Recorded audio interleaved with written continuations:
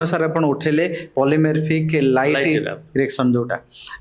वास्तविक से जिनस कौन आमे केमती लोकन आमे बुझिया पई चाहिबा लाइट इरेक्शन कौन रहउची से संबंध रे आपनकर कौन प्रतिक्रिया रहिबो साधारण आमे गोटे ग्रीष्म प्रधान देश रहउथिबारु हमको एतिकी धारणा हवा उचित जे मार्च मासरु आरंभ करी अक्टोबर मास पर्यंत सूर्य किरण जो अल्ट्रावायलेट रे रो प्रभाव बढ़ी बढ़ी जाए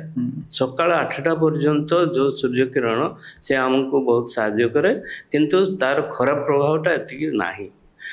11 रु 3टा खराब प्रभाव बहुत बेसी 4टा 4:30 पर न थाए तेणु आमे जीवन चर्चा से भलिया करबा जेमति कि हमको से समय खरा को जीवा को पड़िबो नै से भलिया कले बहुत लाभ मिले सर गोटे प्रसंग कथा मने पडुची कि खरा दिन पर तो आम रज आसूची माने जमती आमर प्रथा परंपरा अच्छी आम हलदी लगेबा सजबाज हेबा तापर पर होली आसूची होली रे रंग खेलिबा विभिन्न प्रकार हर्बाल होली खेलिबा गाधेबा ए सब द्वारा त्वचार जत्न माने अतीत दिन मानकर हेई जाउथिला नेचुरल हेई जाउथिला किंतु वर्तमान से समय को जदि परिलिखित करबा अनुभव करबा ए समय को जदि अनुभव करबा बहुत किछि फरक हे जाउची कारण होली खेलिबा भी कोन केते दरकार वर्तमान कॉस्मेटिक्स रंग आसिलानी नहीं होली तो गोटे पर्व हिसाब रे आमे ताकू